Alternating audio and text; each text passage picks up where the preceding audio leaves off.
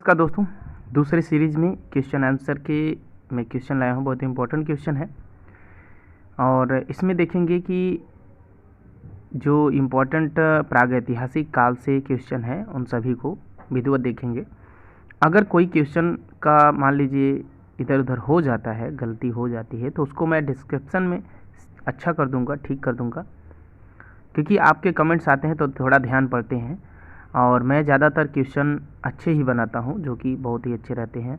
अगर 50-100 क्वेश्चन होते हैं तो एक आध क्वेश्चन ऐसे होते हैं जो कि थोड़ा मिस हो जाते हैं। ठीक है, तो आइए देखते हैं, इसमें विधिवत पढ़ते हैं और क्वेश्चन आंसर को सॉल्व करते हुए आगे बढ़ते हैं।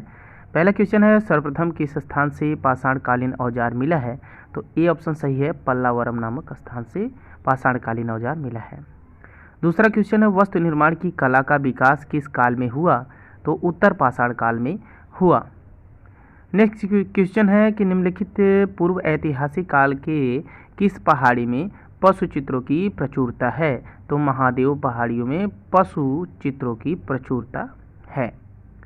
आगे है, निम्नलिखित किस कंदरा में आखेट का चित्र प्रमुख है? ये 4 ऑप्शन दिए हैं, जिसमें से सिंघनपुर सही है। ठीक है, तो सिंघनपुर में, कंदरा में आखेट का चित्र प्रमुख है। और प्रागैतिहासिक के अंतर्गत किस समय की मानव संस्कृति का अध्ययन किया जाता है? 4 ऑप्शन दिए हैं, जैसा कि आप देख पा रहे हैं। उसमें से ए ऑप्शन सही है, 30 लाख वर्ष पूर्व से 3000 ईसा पूर्व के पहले। आगे क्वेश्चन है कि पत्थर, हड्डी और लकड़ी के मोटे व भद्दे औजार एवं हथियार बनते थे किस काल में? तो पूरा पाषाण काल में, यानी सी ऑप्शन सही है। आगे देखें, भारत में सर्वप्रथम किस विद्वान ने प्रस्तर युग के औजार की खोज की थी?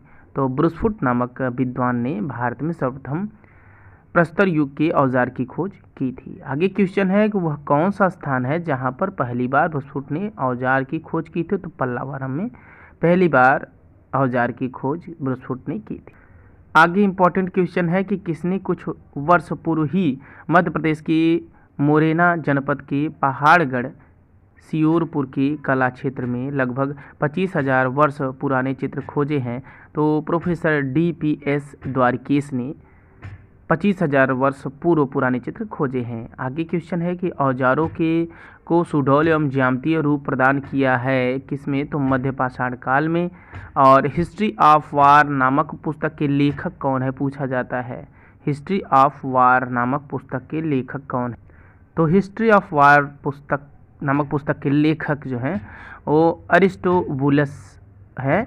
और आगे क्वेश्चन है, प्री हिस्टोरिक पेंटिंग नामक पुस्तक के रचयिता कौन हैं? तो बाडिग हैं। बाडिग हैं प्री हिस्टोरिक पेंटिंग नामक पुस्तक के रचयिता। आगे क्वेश्चन है, प्री हिस्टोरिक इंडिया, ध्यान दीजिएगा, प्री हिस्टोरिक इंडिया नामक पुस्तक किसकी है? तो स्टुअर्ट पिगाट की है प्री हिस्टोरिक इंडिया। और आगे क्वेश्चन है, मध्य प्रदेश के अंतर्गत वह कौन सा स्थान है जो महादेव पर्वत श्रृंखला में अवस्थित है? तो वह जो है पंचमढ़ी है। और आगे क्वेश्चन है कि प्रागैतिहासिक काल के चित्रण की प्रमुख विशेषता क्या है? तो मौलिकता है। और आगे क्वेश्चन है, प्रागैतिहासिक काल की कला के चित्रों के प्रमुख आधार रहे हैं? तो शिकार के दृश्य ही आधार रहे हैं। आगे क्वेश्चन है, प्रागैतिहासिक चित्र की शैली में मानव ने किस दृश्यों को प्रचुरता दी? तो मानव विजय के दृश्यों की प्रचुरता दी। और निम्नलिखित में से किस स्थान पर प्रागैतिहासिक काल के चित्र प्राप्त हुए हैं? तो उपयुक्त तीनों स्थानों पर, यानी होशंगाबाद, मिर्जापुर, लखनपुर यानी लखनिया, सभी जगह प्रागैतिहासिक चित्र प्राप्त हुए हैं। आगे क्वेश्चन है, प्राचीन युग में मानव द्वारा चित्र बनाने का मुख्य उद्देश्य क्या था? तो हृदयगत भय को शांत करना था, यानी वो अगर बना देते थे तो उनको शांति मिलती थी, उनको संतुष्टि मिलती थी, तो यही थी। और आगे क्वेश्चन है कि प्राचीन काल में कला का मुख्य स्रोत कहाँ से शुरू हुआ था? तो लिपि से शुरू हुआ था। लिपि से प्राचीन काल में कला का मुख्य स्रोत लिपि से शुरू होता। आगे क्वेश्चन है कि प्रागैतिहासिक चित्रों का धरातल क्या था? तो शिला था, यानी जो पत्थर थे वही थे। और भीमबेटका गुफाएं कहाँ स्थित हैं? तो मध्य प्रदेश में स्थित हैं। घायल सुअर का गुफा चित्र कहाँ है? तो मिर्जापुर में है। और गुफा चित्रों में किस भावना से चित्र बनाए गए हैं? तो आध्यात्मिकता की भावना से चित्र बनाए गए हैं। भीमबेटका में प्राचीन गुफाएं कितनी प्राप्त हुई हैं? तो लगभग 600 प्राप्त हुई हैं। यहाँ देखिए तो भीमबेटका में लगभग कितनी गुफाओं में चित्रों के अवशेष मिलते हैं? तो 275 में 600 गुफाएं प्राप्त हैं, 275 में चित्रों के अवशेष प्राप्त हुए हैं, मिलते हैं।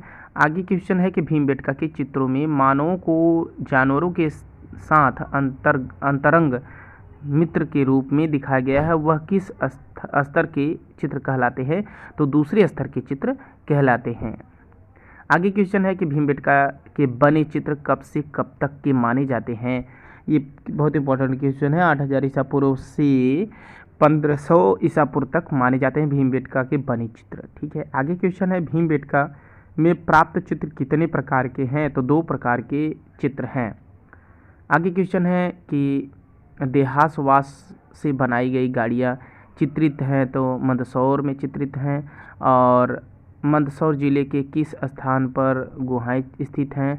तो मोरी गांव में मंदसौर के गुहाएं स्थित हैं। और मंदसौर में कुल कितनी गुफाएं हैं? तो 30 गुफाएं हैं। और पंचमढ़ी अवस्थित है कहाँ पे? महादेव पर्वत श्रृंखला में। और पंचमढ़ी क्षेत्र के चित्रों को प्रकाश में लाने का श्रेय किसको जाता है? तो D.H. गार्डन को जाता है। महादेव बाजार में विशालकाय चित्र किसका प्राप्त हुआ है? तो बकरी का चित्र प्राप्त हुआ है। अब आगे देखते हैं क्वेश्चन, यहाँ पे पंचमढ़ी से चित्र पूछे गए हैं। तो पंचमढ़ी के क्षेत्र के चित्र कितनी श्रेणियों में विभक्त हैं? तो यहाँ पे पूछा गया है 3 श्रेणियों में विभक्त हैं। और D.H. गार्डन का पंचमढ़ी क्षेत्र के चित्रों की सहित लेख प्रकाशित हुआ है, तो किसमें? 1936 ईस्वी में D.H. गार्डन का पंचमढ़ी क्षेत्र के चित्रों सहित लेख प्रकाशित हुआ है। आगे क्वेश्चन है कि एक दृश्य में जंगली भैंसों का शिकार करते हुए मानवाकृतियों का भैंसे के चारों ओर संयोजित किया गया है, जिसकी रेखाएं भावपूर्ण एवं ओझली हुई हैं।